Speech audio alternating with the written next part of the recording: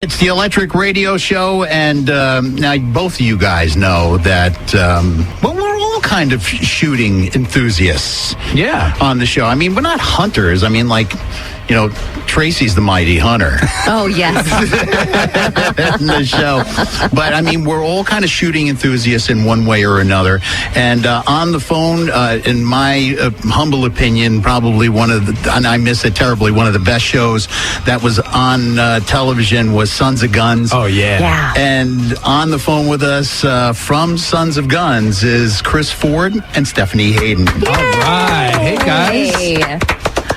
Thank you. I'm taking a bow now. So how are you guys doing? Doing all right, man. How about yourself? We're busy. Busy is very, very good, man. Busy is awesome.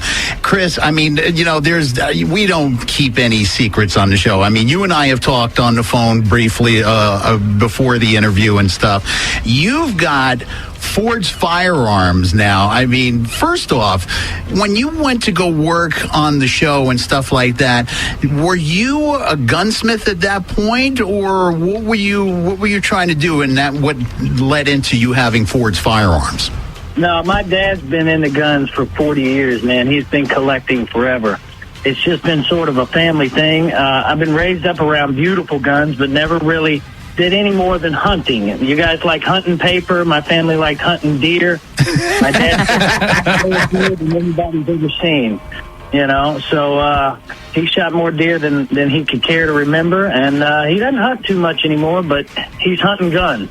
And we have more classic guns and guns that are hard to find than I think anyone else in our region. So did your father's love and desire for collecting firearms and stuff, did that inspire you to open Ford's Firearms? And is that what you do? You're more of like a private dealer, or do you do armory work? Do you do repairs and stuff like that?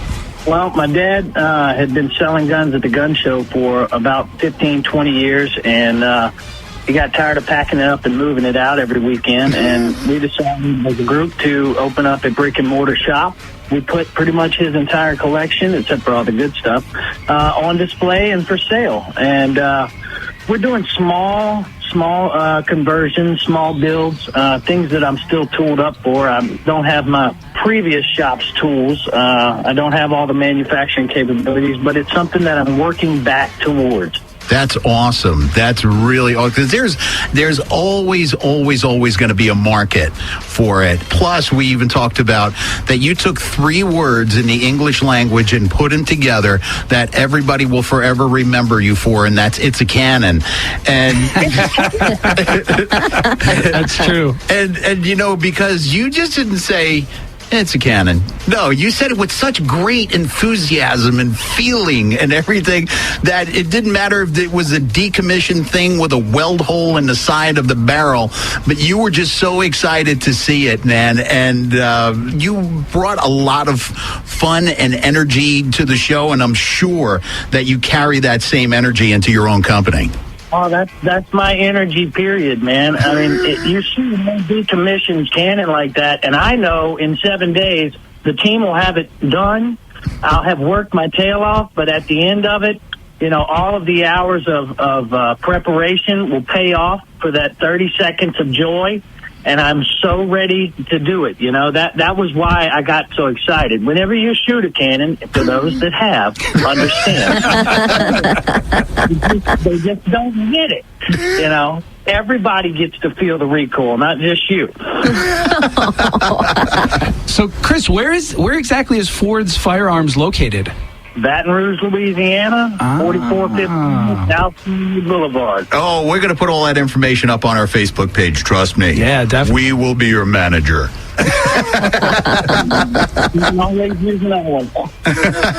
Stephanie, I have a question for you. What advice would you give to women who are interested in pursuing getting a firearm but might be a little afraid? Don't ask your husband what to get.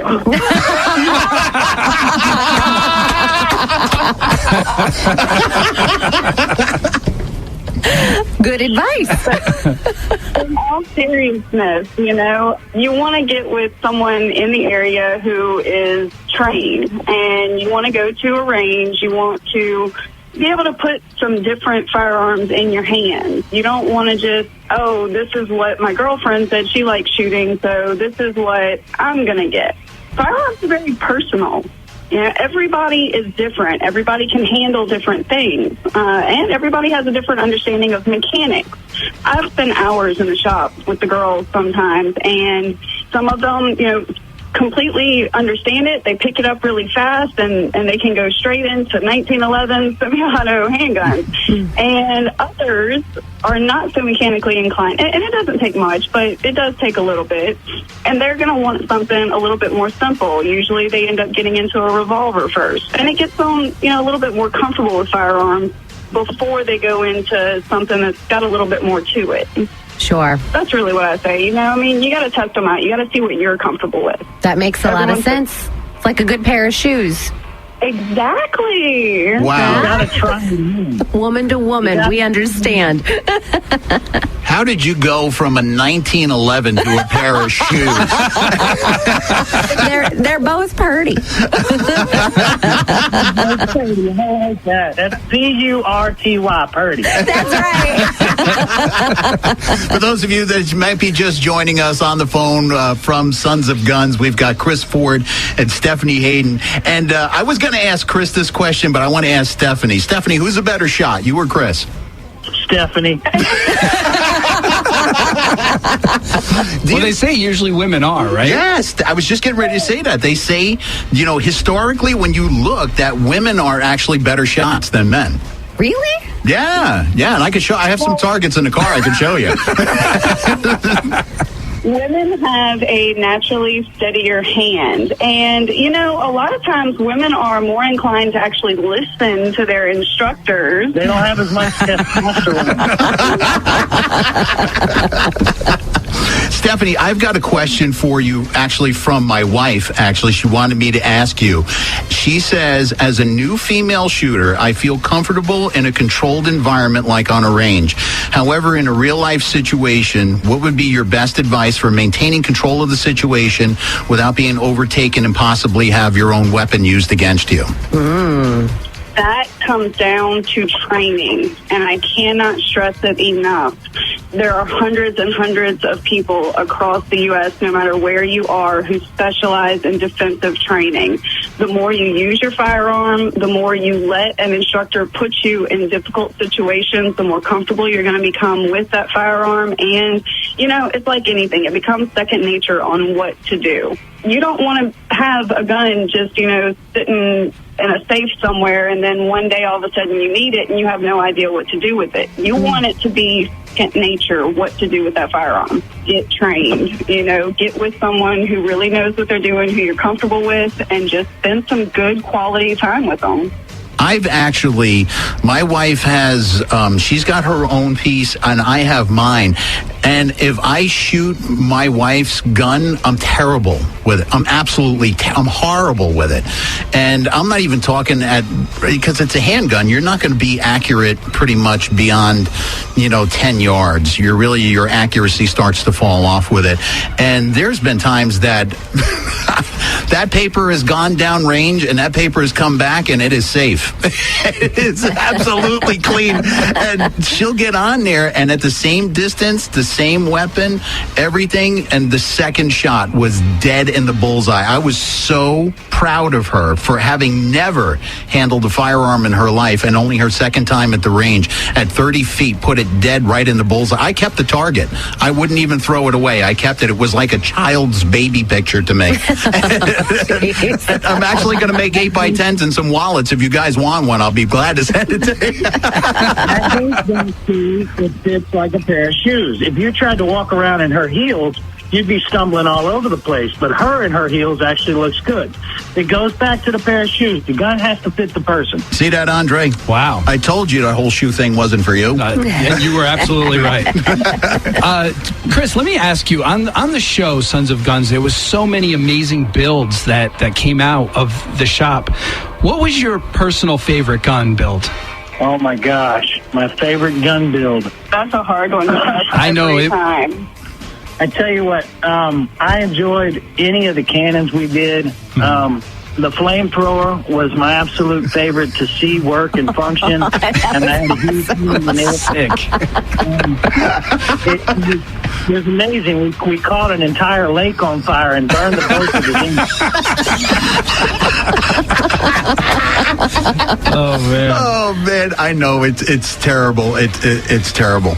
My favorite gun build was restoring my grandmother's drilling rifle. It was a 3-barreled shotgun and rifle over the top from Germany that was a bring back from the war for the family, and she had never got to shoot it over 40 years. She let someone take it hunting the first time she got it, and they came back with a broken gun. So when I was able to shoot for her and let her shoot it for the first time over 45 years, that was an incredible feeling. That really was amazing to see it fire and actually fire correctly, you know. So, hey, guys, listen, we're going to take a break. We're going to play some music. You guys want to hang on? Sure. All right. But only if you do me one favor. Absolutely. Stephanie Ford. Oh, you know, I looked at your Facebook page and it said Stephanie Hayden, and I was going to say Stephanie Ford, and I did not want to be insulting in case that you, maybe did you and Kris work that out? I didn't know. Only still like that because I have over 150,000 fans. It won't let me change the name on my page. Okay. All right. We're going to be back more with Kris Ford and Stephanie Ford from Sons of Guns right here on the Electric Radio Show. TheElectricRadioShow.com.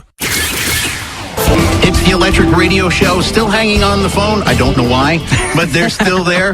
From Sons of Guns, we have Kris Ford. And Stephanie, please forgive me. I've been saying Stephanie Hayden, and it really should be Stephanie Ford, because you guys had, not only on the show, it was very, very heartwarming episode where you guys got married. And you guys got married in Las Vegas. Actually, my wife and I got married in Las Vegas, too. We didn't do the Velvet Elvis Chapel or anything like that. It was very nice. So when I actually saw that episode of you two getting married, it brought back a lot of memories for me. So, Mrs. Ford, I feel compelled to call her Mrs. Ford now. Very presidential. So, Stephanie, you guys do a lot. Now, you're big advocates, like you said earlier, that you're a big advocate in training and getting familiar with your weapon, and don't just take, just anything. It's got to feel comfortable to you.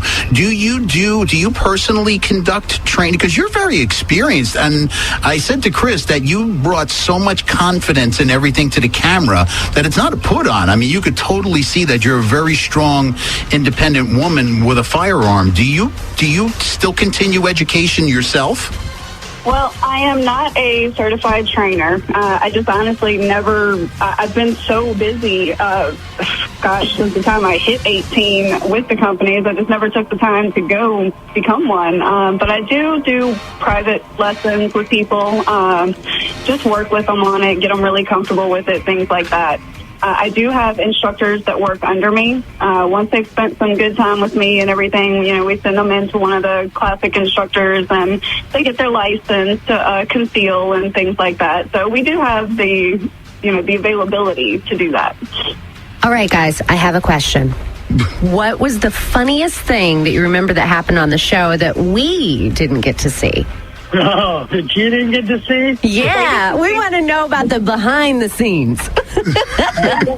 Did they get to see Vince when he put the glue into the lock for the war room? No, they didn't get to see that. Okay.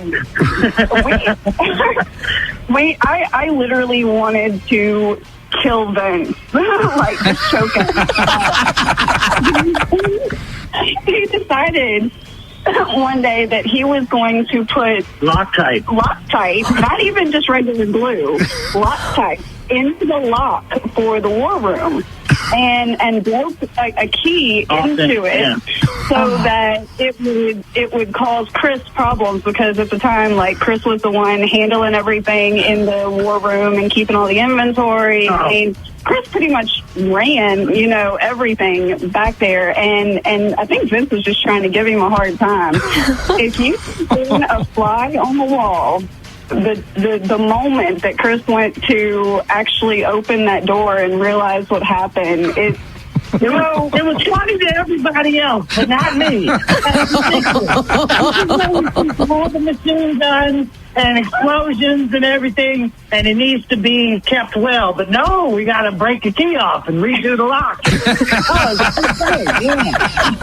Everybody sleep. Great, thanks. Yeah, so you can see how that turned out. We built a gun that you guys will never see. It's called the Neutralizer, and me and Stephanie built one called the Gunboat. And the crew, it was built up to actually fight neutral-rats, because they destroy an acre of land at a time, acre an hour, is that right? An acre an hour out of Louisiana. They're even at the detention. But so we built a gun to neutralize these neutral-rats. And the crew of the show decided they would build a gigantic neutral-rat and not tell anybody.